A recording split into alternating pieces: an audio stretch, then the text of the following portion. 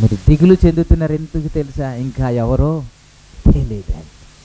హల్లెలూయా, ప్రభునామానికే మహిమ కలుగునుగా. ఒకసారి సవాల్ వచ్చింది, ఏం చేద్దాం? నీ దేవుడా నా దేవుడా ఎవరు తేల్చేసుకుందాం రండి అని వచ్చేసారు.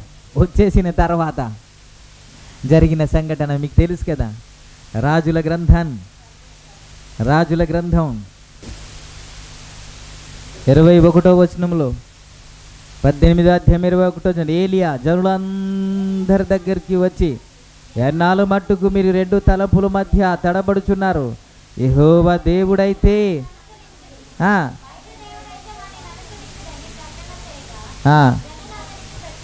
ఓకే తేల్చేసుకుందాం రండి.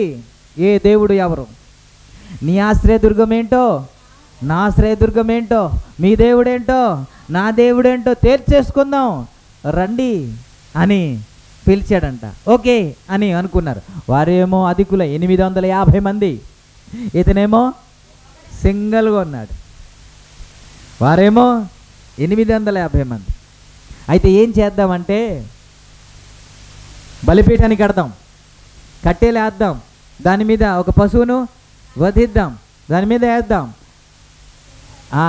అగ్ని రాజబెట్టకుండా, అగ్ని తగిలించకుండా అది కాలిపోవాలి, అది బుగ్గైపోవాలి.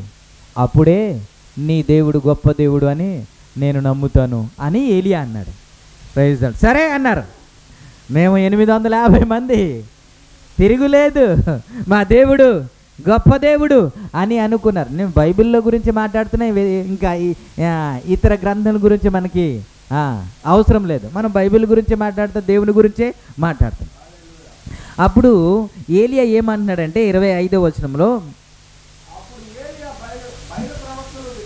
మీరు అనేకులై ఉన్నారు గనుక మీరే మొదట సిద్ధము చేసి మీ దేవత పేరును బట్టి ప్రార్థన చేయుడి. అయితే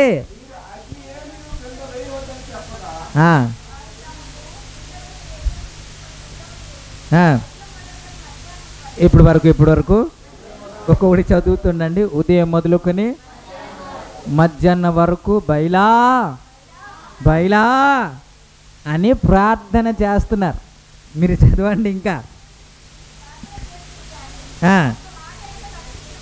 ఏంటేంటి? అదే నీ ఆశ్రయ దుర్గము వారి ఆశ్రయ దుర్గం అంటేది కాదు. మనం ప్రార్థన చేసినప్పుడల్లా మనకు జవాబు ఇచ్చినట్లు, సమీపంగా ఉన్నట్లు మరి ఏ దేవుడు లేడు. దేవునికి స్తోత్రం. వారు ఉదయం మొదలుకొని మధ్యాహ్నం వరకు ప్రార్థన చేస్తే ఒక్క మాట అయినను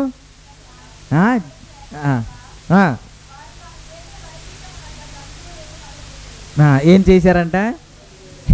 ఎప్పుడైతే మధ్యాహ్నం వరకు ఆ జవాబు రాలేదో, ఇలా చేస్తే ఇంకా రాదు. ఏం చేయాలి? ఇప్పుడు డ్యాన్స్ చేస్తే వస్తుందేమో అనుకున్నాడు. బైబిల్లో ఉంది సుమా, ఎక్కడుంది? బైబిల్లో ఉంది, మనం చూస్తున్నాం. డ్యాన్స్ చేస్తే వస్తుంది అని అనుకున్నారు. డ్యాన్స్ చేసి ఉంటారు. ఎలా గంతులు వేసారో ఏంటో మనకైతే తెలియదు. లీనమై గంతులు వేస్తున్నారు 850 మంది. అప్పుడు ఏలియా ఏమని పలుకుతున్నాడంటే 27లో, మధ్యాహ్నం కాగా ఏలియా వాడు దేవుడై ఉన్నాడు. ఎలాగలగా పెద్ద కేకలు వేడి, ధ్యానం చేయుచున్నాడేమో, దూరముననున్నాడేమో, ప్రయాణము చేయుచున్నాడేమో, వాడు నిద్రపోవుచున్నాడేమో, మీరు ఒకవేళ లేపవలసి ఉన్నదేమో అని. ఏంటి? ఓకే అంటే మన దేవుడు దూరంగా లేడు. ఆయన మాట్లాడుతూ దూరంగా ఉన్నాడేమో, నడుచుకుంటూ వస్తున్నాడేమో, నిద్రపోతున్నాడేమో, ధ్యానంలోనికి వెళ్ళిపోయాడేమో, మీరేమో లే లే లే అని లేపాలేమో అని అంటూ ఉంటే వాళ్ళకి మరీ కోపం వచ్చేసి, మీరు చూడండి, కత్తులు పట్టుకొని ఇంకా కోసుకోవడం స్టార్ట్ చేశారు. చదవండి ఇప్పుడు 28. మరీ గట్టిగా కేకలు వేయచ్చు, రక్తము కారు మట్టుకు తమ మర్యాద చొప్పున కత్తులతోనూ శస్త్రములతోనూ తమ దేహములు కోసుకొనుచుండిరి. ఈ ప్రకారం మధ్యాహ్నమైన తర్వాత అస్తమయ నైవేద్యం అర్పించు సమయం వరకు వారు ప్రకటన చేయుచు వచ్చిరి. గాని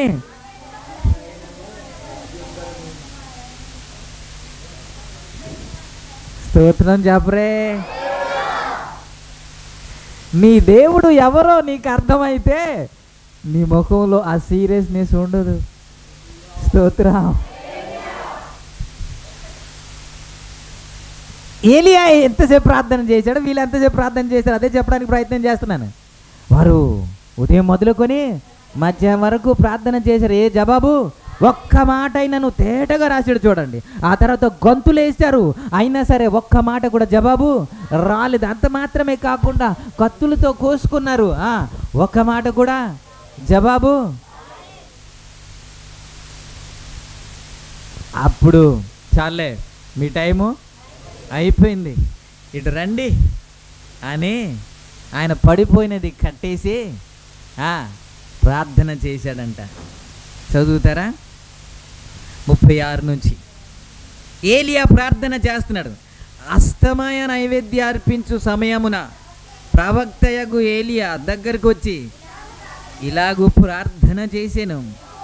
యెహోవా, అబ్రాహాము, ఇస్సాకు, ఇజ్రాయేల్ దేవా,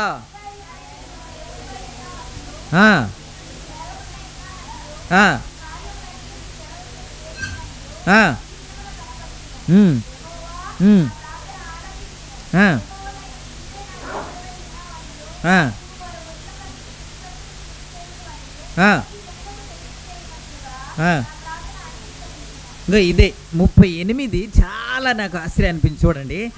అతడు ఇలాగూ ప్రార్థన చేయుచుండగా అని కదా.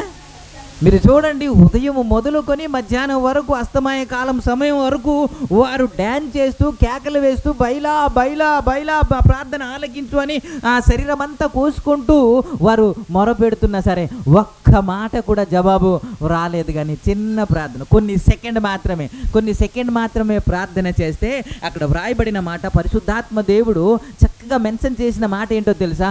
అతడు ప్రార్థన ముగించలేదు ఇంకా. అతడు ప్రార్థన చేయుచుండగా ఆకాశము నుండి అగ్ని దిగి వచ్చింది. దేవునికి హల్లెలూయా.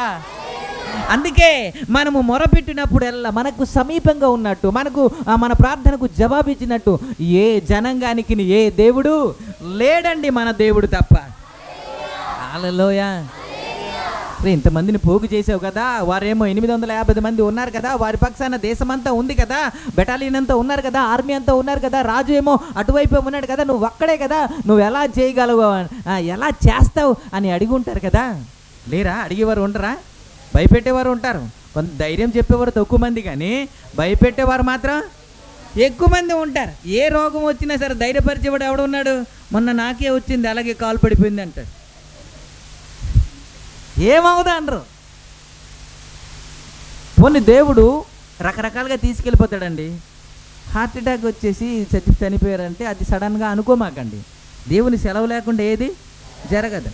మన సమిధ గ్రామానికి వెళ్ళాం, ఆయన ఆటోలో వెళ్తూ యాక్సిడెంట్ కాదంట, అలా మామూలుగా పడిపోయి చచ్చిపోయాడంట. దేవుడు కరోనా అని, డెంగ్యూ అని, జ్వరం అని, వైరల్ ఫీవర్ అని ఇలా కారణంతో దేవుడు తీసుకెళ్ళిపోతాడు అంతే. స్తోత్రం. ఇలా చెప్పేటప్పుడు ఎవరినైనా భయపెట్టక, అయ్యా పడిపోయాడు, తలకి దెబ్బ తగిలింది అని దాస్ గారు నాకు ఫోన్ చేశారు. ఎవరు? కిరణ్ గురించి.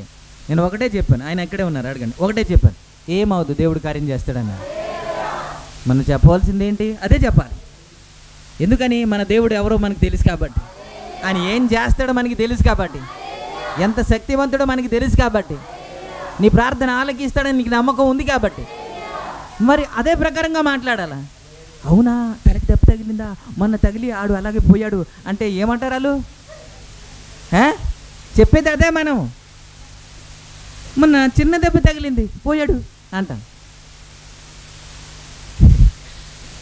ఇలాగా ఒకవేళ ఏలియాకు కూడా చెప్పి ఉన్నారేమో, అందరూ అటువైపు ఉన్నారు కదా, నువ్వు సింగిల్గా ఉన్నావు కదా, ఇంత సవాల్ చేసావు కదా, ఏడు పరిస్థితి ఒకవేళ జవాబు రాకపోతే అని అడిగేవారు ఉంటారు కదా. కానీ ఏం జవాబు చెప్పి ఉంటాడు నాకైతే తెలియదు, కానీ నా దేవుడు ఖచ్చితంగా జవాబు ఇస్తాడు, నా దేవుడు ఖచ్చితంగా నా ప్రార్థన ఆలకిస్తాడు అని గట్టి నమ్మకంతో మాట్లాడుతాడు. అందుకని రండి తేల్చేసుకుందాం అంటాడు. ఒక్కడే ఉన్నాడండి, సింగిల్గా ఉన్నాడు, రండి తేల్చేసుకుందాం అంటాడు. ఏంటి నీ ధైర్యం అని అంటే, నా దేవుడు ఎప్పుడు ప్రార్థన చేసినా ఆలకిస్తాడు. హల్లెలూయా. మీరు ప్రార్థన చేసిన ఆలకిస్తాడు, ఎవరు ప్రార్థన చేసినా దేవుడు ఆలకిస్తాడండి. అది తెలిస్తే ఆయన పాదం దొరికిందనుకో ఖచ్చితంగా విడిచిపెట్టాం. సరే యాకోబుకు దొరికేసిందంట, ఆయన పట్టుకొని వదలట్లేదు. ఏంటి, ఇదే నాకు ఆశ్రయం, ఇంకొక ఆశ్రయం నాకు వదిలేరా బాబు, నేను వెళ్తాను తెల్లారిపోతుంది అంటే, నీకంటే నాకు సమాధానం ఏది లేదయ్యా, నువ్వే నాకు దిక్కయ్యా, నువ్వే నాకు ఆశీర్వదించు అని పట్టేసుకున్నాడండి. ఎందుకు తెలుసా? ఆయనే ఆశీర్వదించాలని తెలిసింది కాబట్టి. ఆయన ఆశీర్వదించకపోతే ఏమీ లేదని అర్థమైపోయింది కాబట్టి. అలా అర్థమైతే ప్రభు సన్నిధిలో ప్రార్థన చేయకుండా ఆగలరు.